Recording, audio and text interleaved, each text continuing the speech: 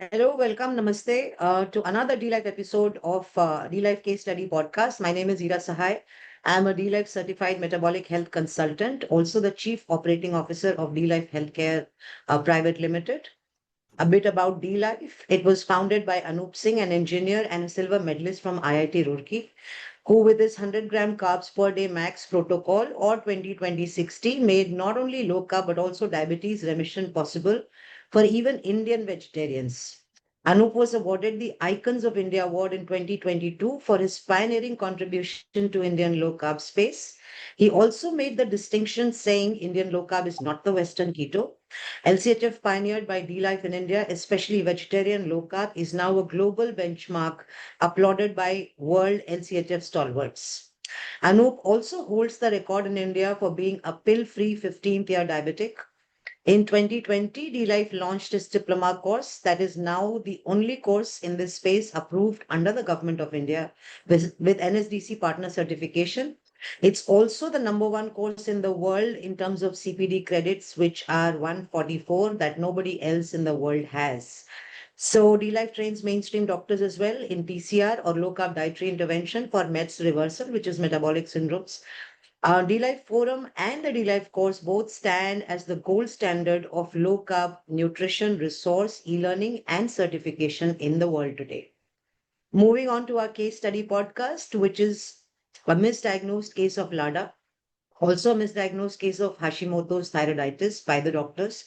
I have with me Upendra Singh Sachhan, a young guy of 31 years. He's my mentee and our guest for today's podcast, who came to me with the diagnosis of type 2 diabetes by his doctors, was on a whopping 240 units of insulin per day. And his triglycerides were 1140, if I'm not forgetting, but 1100 plus. Yeah. But before we talk to Upendra, let me tell you in short what LADA is before we welcome Upendra. So LADA stands for latent autoimmune diabetes in adults. And when we had told Upendra to get GAT65 test done, he had not heard about LADA.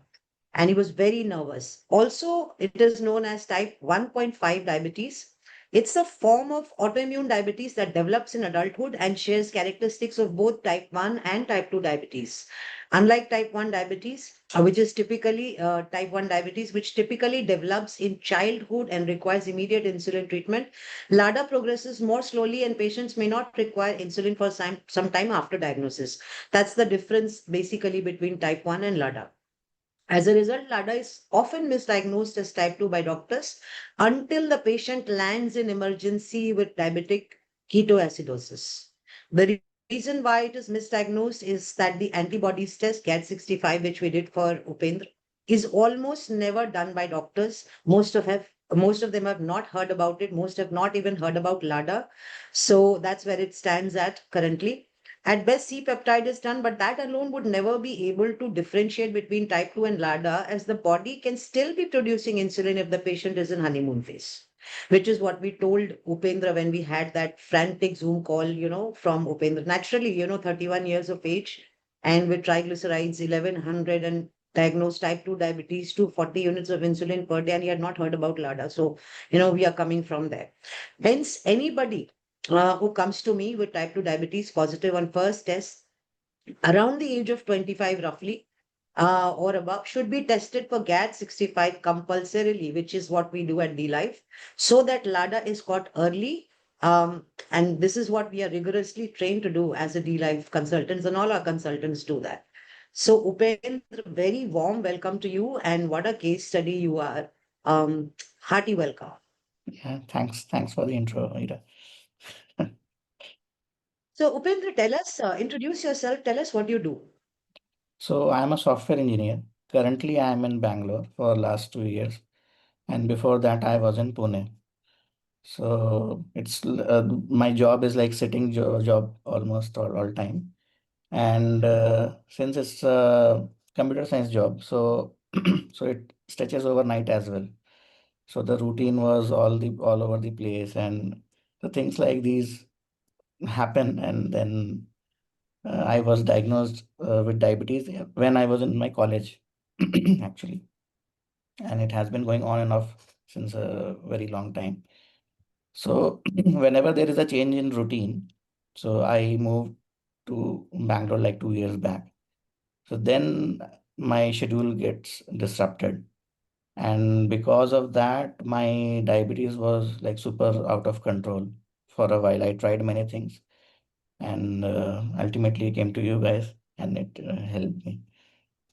So, Upendra, you're just 31. That's very, very young. And tell us, give us a bit more history in your, the medical issues that you were facing. You said you were diagnosed as a type 2 diabetes in college. How old were you, and what were the other medical issues that, eventually came up? So now if I am like connecting the dots, so when I was in my second year of my college, at that point I was diagnosed with fatty liver, grade 2. I think it's all started with that. But the doctors just ignored that. They said it's very common in Indians. And then they said to avoid the oily food. But the mess food is the only option we had at that point of time. So I also instructed so special meals were prepared for me with less oil, but still I am sure the quality was not up to the mark. Now in 2016, this was pre-final year of my college. I was facing issue of excessive thirst. This was around July or September. And I read online that this can be maybe due to elevated sugars.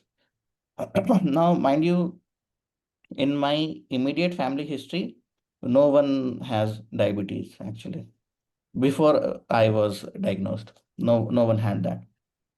Neither diabetes. I think my father had case of thyroid, and no one else had any issue. So I went to the campus doctor. He tested my blood sugar. I don't know the reading.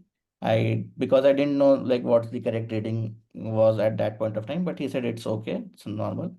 But the same year in December, I got very ill in cold, and the fever was not going down. So I was hospitalized there. Doctor tried many things, and on fourth day he came and scolded me. Why didn't you tell me that you had diabetes?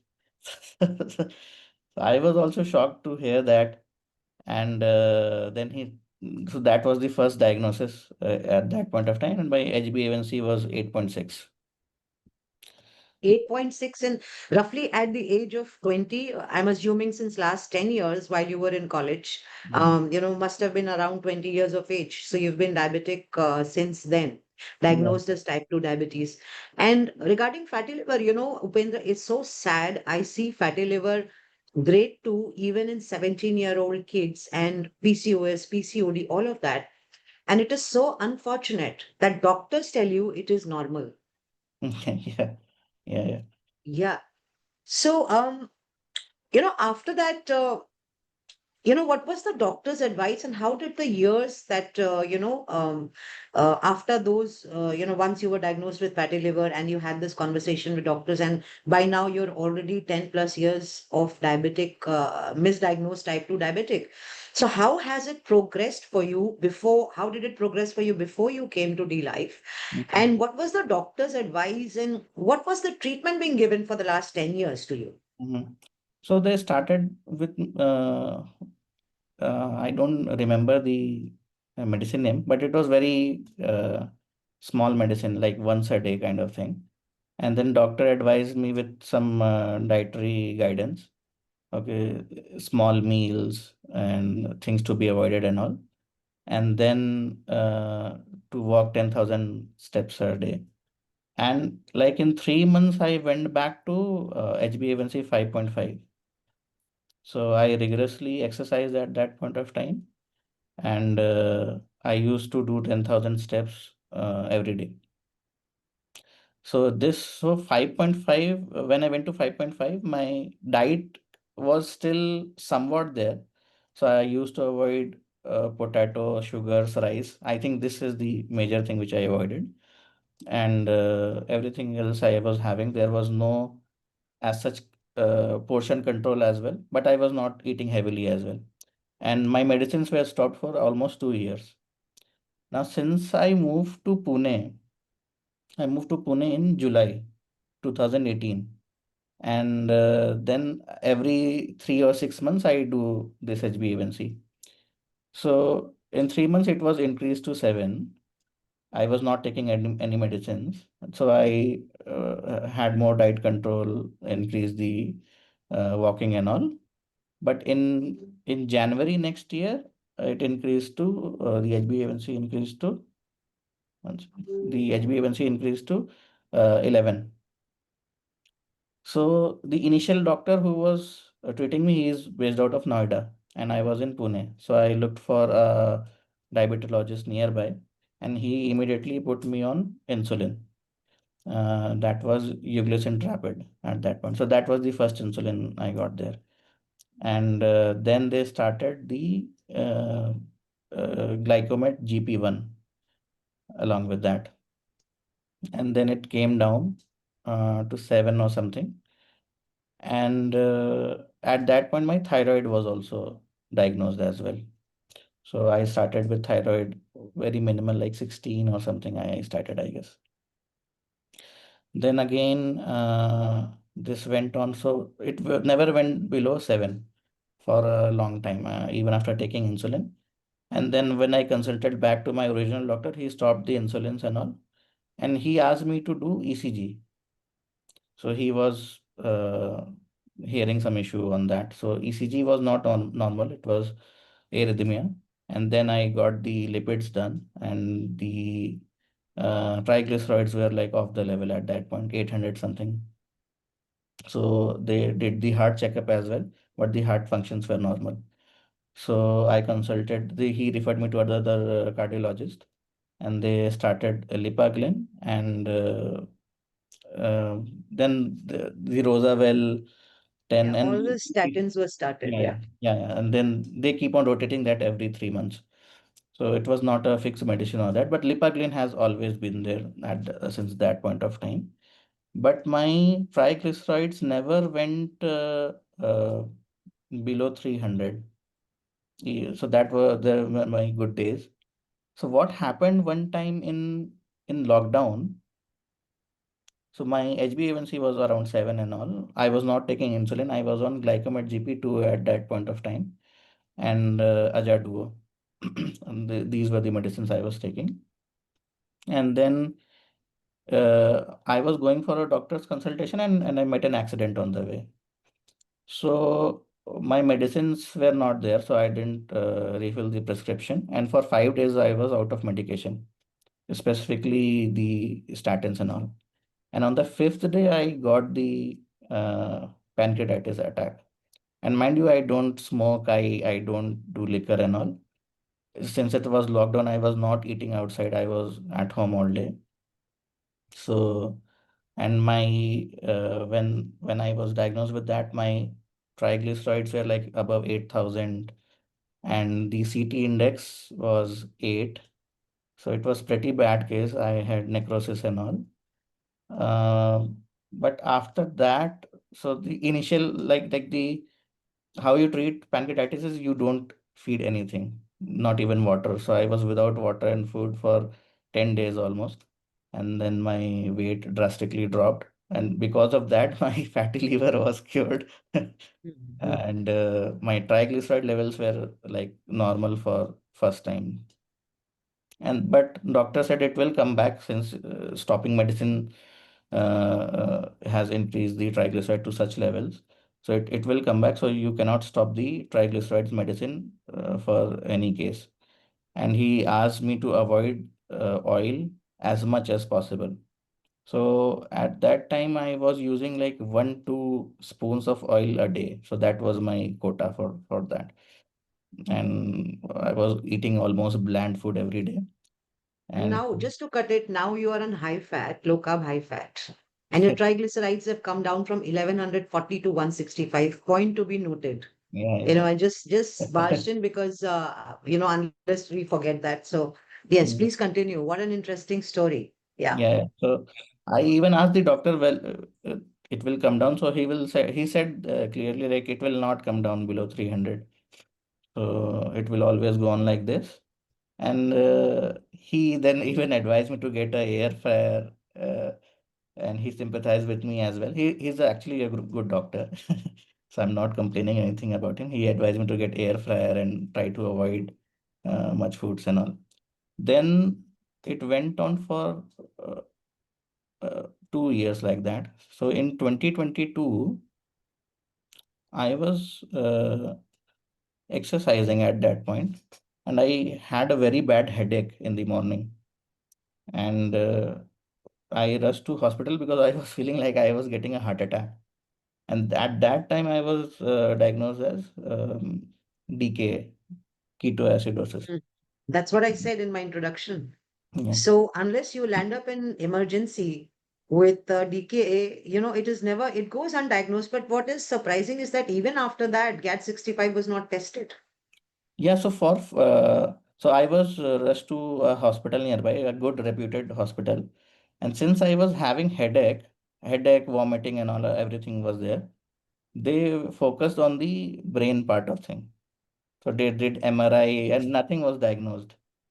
And when I showed all these, when I was discharged, I showed this report to my Noida doctor. He immediately diagnosed, okay, what was wrong.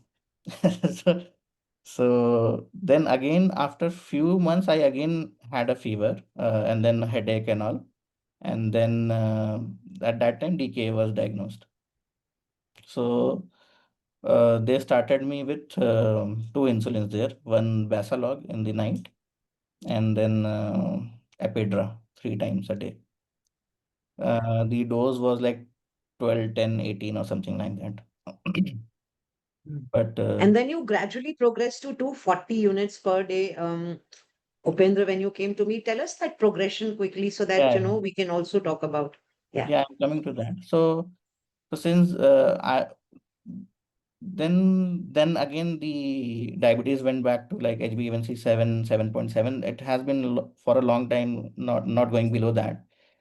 I tried multiple exercises, I joined multiple plans and all, but it didn't work.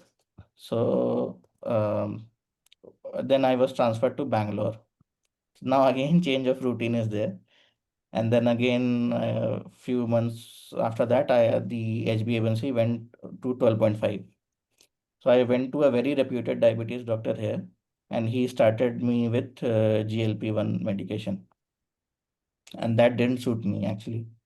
For 1 month, I was like always feeling nausea and all. I was not able to eat anything. And he said it's normal, it will go away. But it didn't help. So I went back to my original doctor, Noida doctor. He immediately stopped that. And then he got me on Glycomet, Ajaduo, and then Epidra and Basalog. So it went on for a long time, and but the dose actually kept on increasing. So my morning fasting sugars were not going down.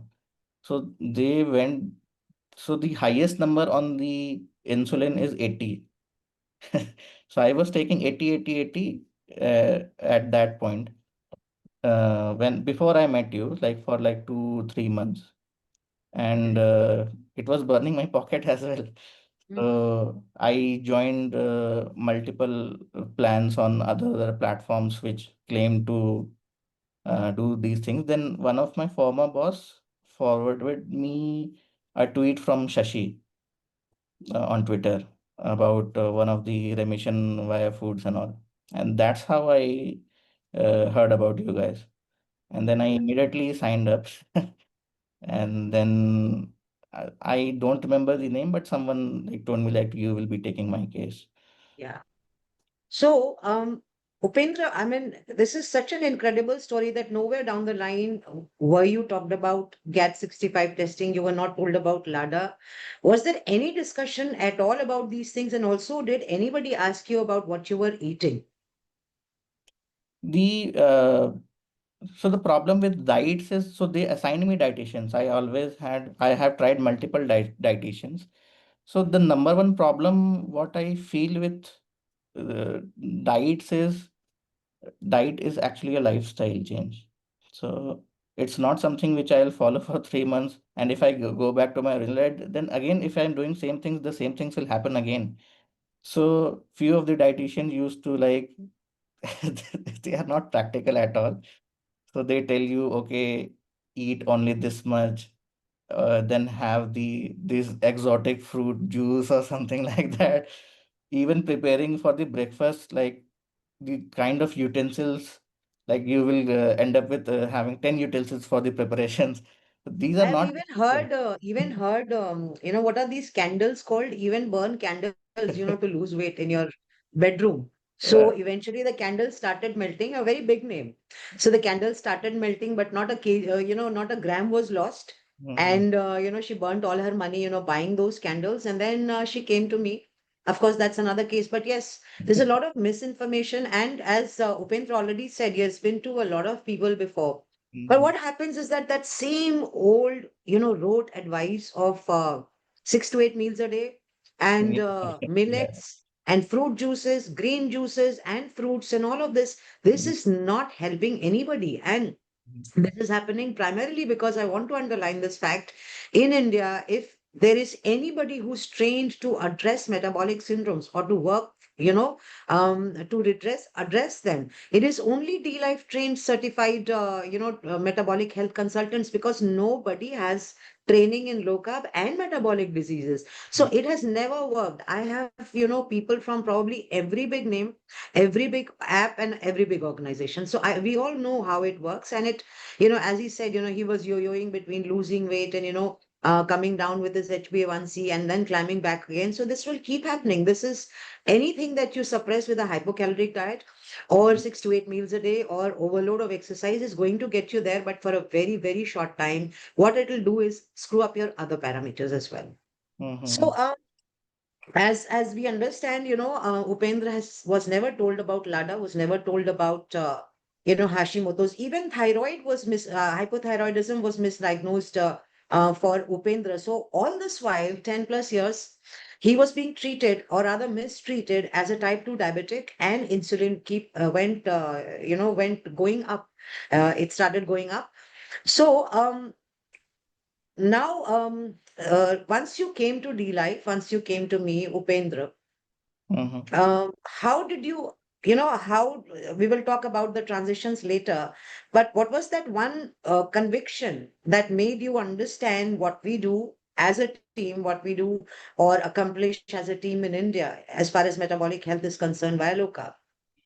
Mhm. So, I'll not say I didn't come with any what say speculations or with prejudice of mine, because I have tried many things, Yes. right? And I remember initially when we were talking, I was asking a lot of questions, asking a lot of reports, Mhm, just to confirm what's going on, because that clearly was a misdiagnosed case. But mhm, before we could order GAT 65, and I was stunned because you were just 31. mhm, And for somebody to have, this kind of markers on his blood work is absolutely was horrific. It was a very big red flag, and I think Anup will come and talk about it. We have seen these cases. If you had not come to dLife, if you had not come to use the dLife and Anup's protocol, I dread to say where you would have landed maybe 2 years down the line, not much. mhm. So, uh, there is a fundamental belief of mine is right to complain. So let's say if I am taking some protocol or diet protocol, if I haven't followed that 100%, I don't have the right to complain. So I followed everybody at my 100%. So I did that with you as well. But yours was like totally opposite. So number one, every diet which I have consulted before, that was like no oil, zero oil.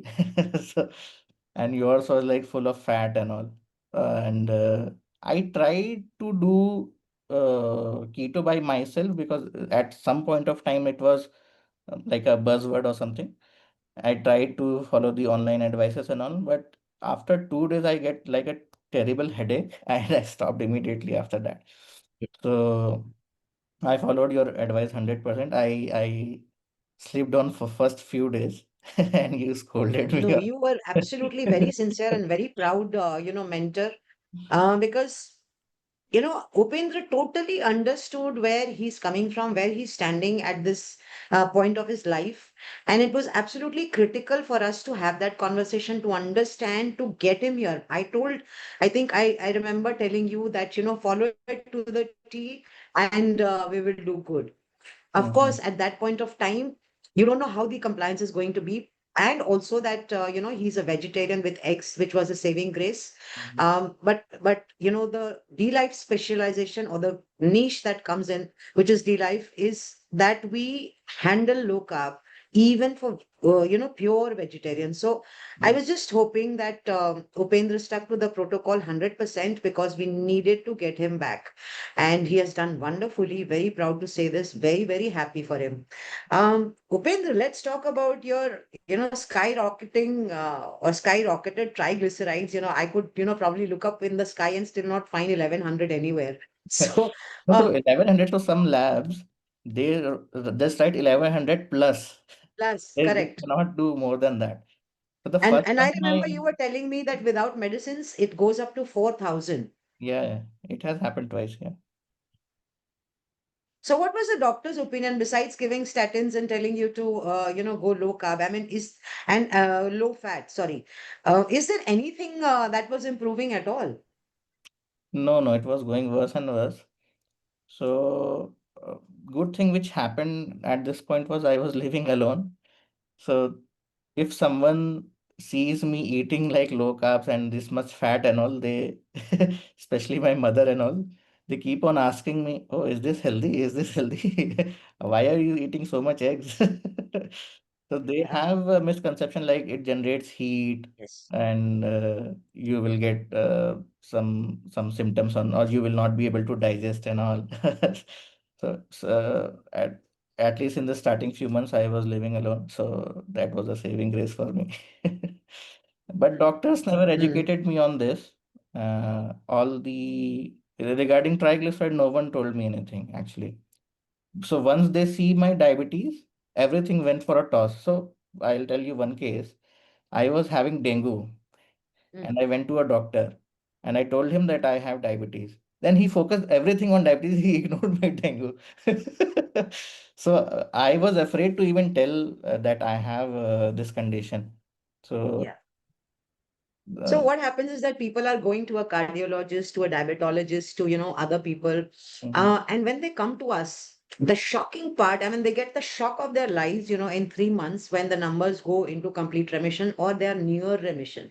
And mhm, this, as I always say, I've written it on Twitter.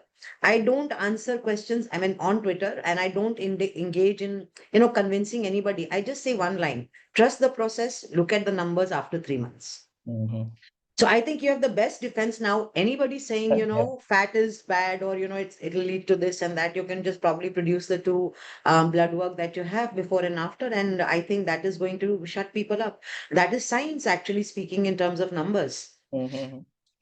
So the day I got the latest reports, I was in disbelief. Thought like this is something bad has though they have exchanged blood or something. I redid the test recently and the numbers are still stable.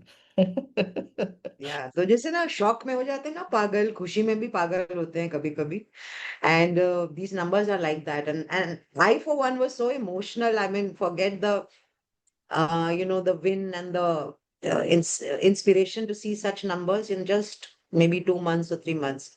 But it was such an emotional journey because I remember having a conversation with Anup, and I said, first thing that I said, Anup, he's just 31 and we need to get him back. And I, for one, take daily updates, and that's how we have worked. I mean, people usually take weekly or whatever. I don't know, but this is what has helped us, get the numbers back so fast. I wouldn't have, couldn't have afforded to let you go and then come back probably after a week and then report, this has gone wrong, or you probably have not followed this or that. So I think this way of one-on-one as a mentor has helped me a lot, and I think it's helped Upendra also learn a lot on a daily basis, and he learned pretty quickly. He knew how to eat, and I was always there, we were always there for him. So his and by the way, his pp sugar had come down from 400 to 196. FBS had come down from 305 to 192 in just 4 days of starting the protocol. Mhm. As Anup and I always keep saying, change starts happening from the first meal itself. So Yeah. these are the numbers that I'll be showing you in the PPT as well. So we've probably talked about all of these things. We'll come to the diet part now.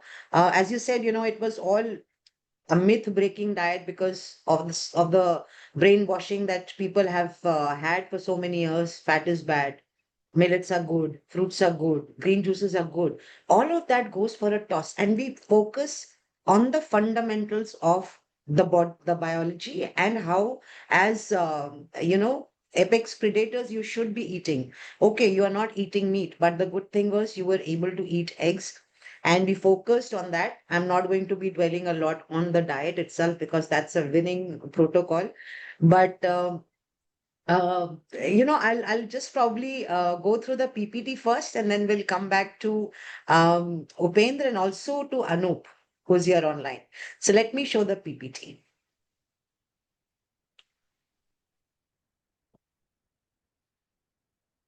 I'll share the screen. Is the screen visible? Not yet. Screen is not visible right now. Just 1 second. Give me a second.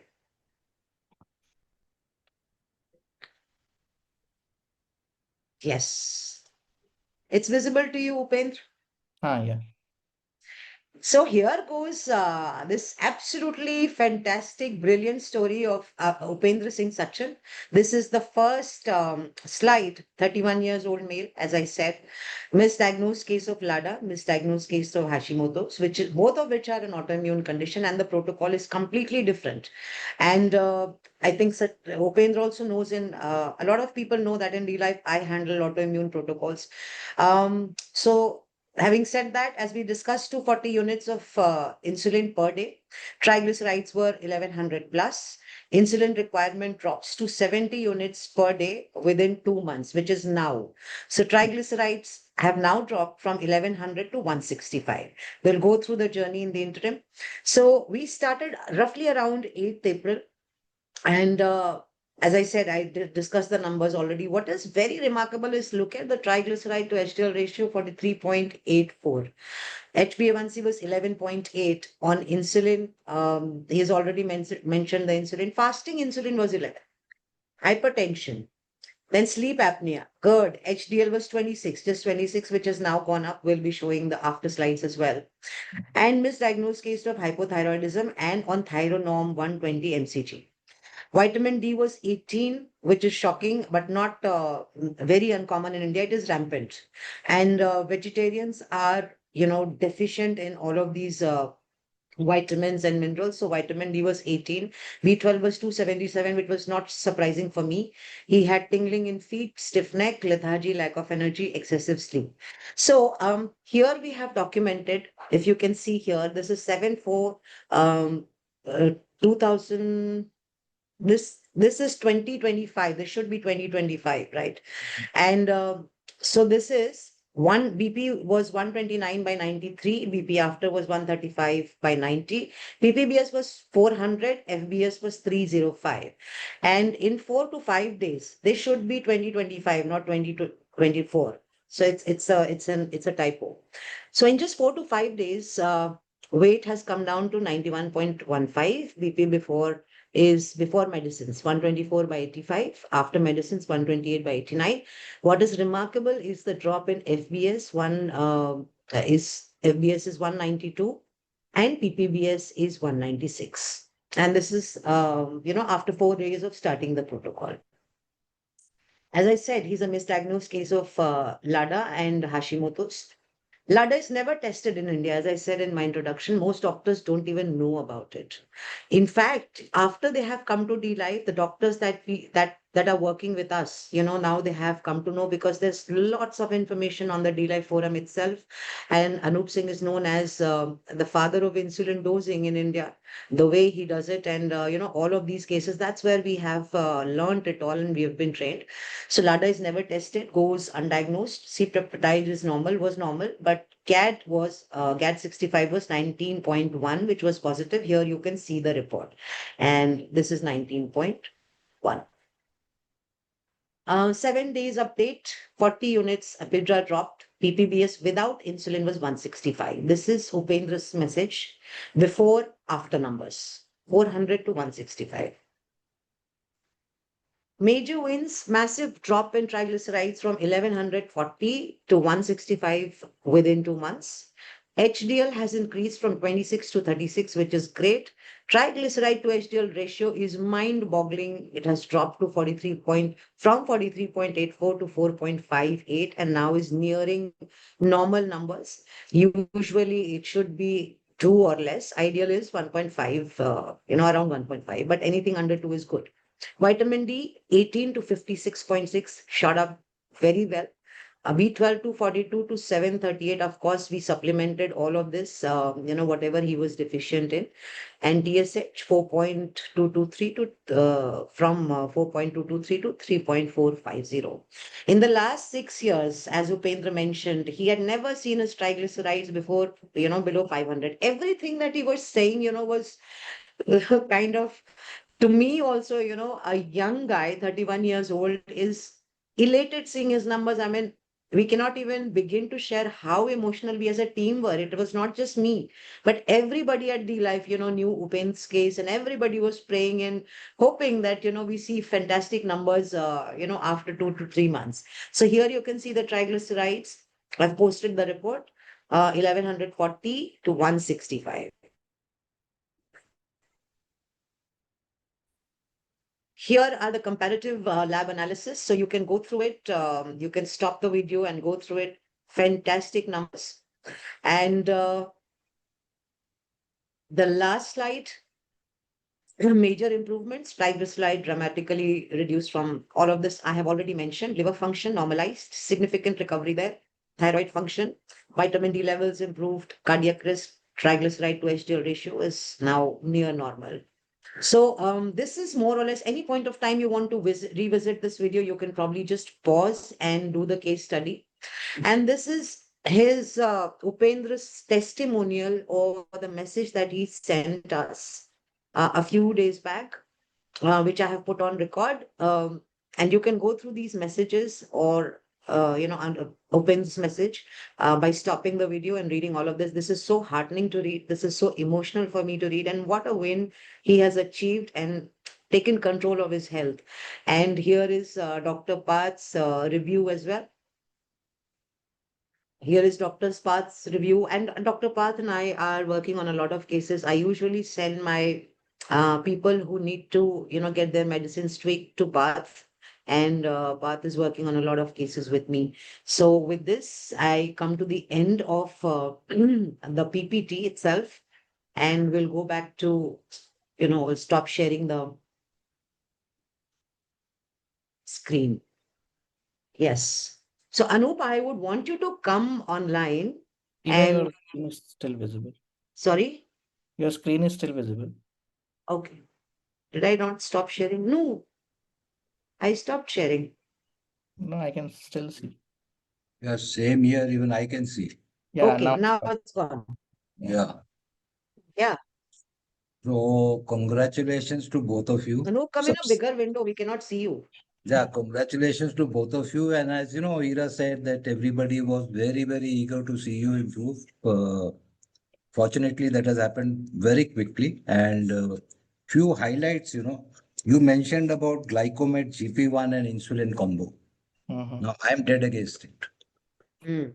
If you are giving insulin, why should any doctor give a secretagogue as they call it? Because GP means like glimepiride. Basically, glimepiride 1 mg twice a day. yeah. Yeah, twice a day. Twice a day means roughly around, it will cover around, I would say 30 point spike. Might as well increase insulin by 1.5 or 2 units. Why overload the pancreas, especially when you're already a GAT6, LADA, which of course they never knew. So that is one thing which was terribly wrong, in my opinion. And then yes, TG improvement is like unimaginable. And initially, we thought could be genetic also, but let's see. Because familial hypertriglyceride anemia, whatever they call it, I call it FH. So, but yes, it was not so. So your number, acha, statins are off or still continuing? No, Telma has stopped, and That Rosa something. we have reduced that. Okay. Yeah. And the most unfortunate part is fatty liver grade 2, and every doctor says live with it. Right. That is the most unfortunate part. Without knowing the fact, and recently we had a podcast with Dr. Ankur. He said 65% of liver transplants are NAFLD. Only 35 are alcoholic. 65% are NAFLD candidates, and yet doctors take this so lightly. Same for PCOD. Now, another one is, of course, you mentioned, that a lot of hit to pocket with such high insulin doses. I did a rough calculation, maybe I would be wrong, but 240 to 70 means around 1.2 lakhs per annum. It Roughly can. around, Yeah. roughly around that, but maybe Yeah, 1.2. yeah. Yeah. I Because, calculate, 2 rupees per unit, including the consumables. mhm. And the small meals 6 times a day is absolute bullshit. Absolute bullshit. Okay. Let anybody, object to my use of language. But this is what I've been saying since last No, 14 actually, years. I think now we need to we've been calling this out, and it needs to stop, because look at a young life where he had landed, and just said, I hate to say this, but maybe if you had gone down this road, you don't know where you would have probably landed even after 1 year. I mean, imagine with the misdiagnosis of two autoimmune diseases on 240 units of insulin per day and skyrocketing triglycerides. You didn't even know, what to do, and eating the wrong kinds of foods. So I think it does need to be called out. And you mentioned you tried, self-tried keto. Now, the unfortunate part is that in India, people try to replicate low carb is equal to keto. When we started, we said low carb is not keto because keto is not for everyone. It's only, if it is restricted to some, neurological cases or something, that is fine. But everybody does not have to do keto, especially since you're injecting insulin. And when it comes to insulin, 99% of the doctors do blind dosing. Okay. This is another, I would say downside, except for doctors who are now trained with the dLife. Because Ira said, I'm father of insulin dosing. No, I'm not father, but I've just, empirical numbers I have drawn for type 1, type 2. Those numbers vary. Type 2 cannot be replicated on type 1 and type 1 cannot be replicated on type 2 as far as dosing is concerned. Blind dosing, why do I say? Because your doctor will never teach you about carb to insulin ratio. And carb to protein, protein to insulin, carb to insulin, how much should you inject? They just start with a random number and then they titrate up or down. Yeah. And that's why you went from X number to 240 units. आगे होता तो हो सकता है 300 भी डाल देता हूँ. And long acting insulin, I'm never in favor. Let this be known to everybody. I'm never in favor of more than round about 0.3 of your body weight. Rest all correction has to be on fast acting. ये था, and it is very, very encouraging, and congratulations. I would say, some karma got you to Ira Sahay. Some good karma got you to Ira Sahay, and she has done it wonderfully. She hardly fails. She hardly fails, and if client is non-compliant, she just refunds the money. She is very, she is very tough coach. So that much, anybody coming to her should be prepared. Either follow or get lost. That is her model. And congratulations. And except for, I think, A1C will come down. Next 3 months, it will come down for sure. And as you lose weight, now only focus is left on weight. It will come down naturally. And when that comes down, when the weight comes down, maybe insulin will go down for a bit more. And you will start hitting good numbers as far as A1C is concerned. But long term, you also know that long term, maybe 10 years, 15 years or 5 years, you will, taper down to as a type 1 since it is an autoimmune disorder. Yeah. So thank you. Thank you and congratulations. Thanks. No, thanks. And he always has us and Parth also as a team, and we are always there for you, Upendra. So I think that's why I directed him to Parth as well, because he's working with me on a lot of cases. So as we come to the end of the story, it's his On Upend's Dr. story. Path, I will like to add one thing. Earlier when we were restricted to handling cases only on forum. Insulin cases, let anybody do whatever they want to do. I used to, do the calculations and guide. We had no doctors. So now that we have trained doctors, we don't deal with the medication part. We only take care of diet. And as Ira works with Dr. Path, there are others who work with other doctors who are there in the community, certified. So that's it. Yeah, I think I'll put in a word for Path as well. He's been a very good, I would say a teammate on a lot of my critical cases where I've sent people and they've got a lot of help from Path in terms of tapering down. Jasdev Singh is another case who came off all diabetes pills on day 2. So a shout out and a thank you to Path as well. For always being there and taking care of my folks. And this is a story of not just, not just a small win and getting the numbers right. It's a story of saying, from despair to discipline, a triumph of kind of science and truth where mainstream medical advice has failed and, not much help was gotten by him. Dietary guidelines failed where dLife came to Upendra's rescue. So his progress is just isn't about lab numbers. It's about reclaiming his health back, about understanding his meals, understanding his readings, one decision at a time, empowered by Anoop's 100-gram carbs protocol per day max. So not the end of Upen's story, it is the beginning of a new life, a life saved, and henceforth a life lived on his own terms. Congratulations, Upen, and very glad to have you as my mentee. I wish you all the best, good health, good life forever. Yeah, thanks. Thanks a lot. Congratulations and keep smiling like this forever. Yeah. Yeah. Bye-bye. Okay. Thank you. Thank you all. Thank you.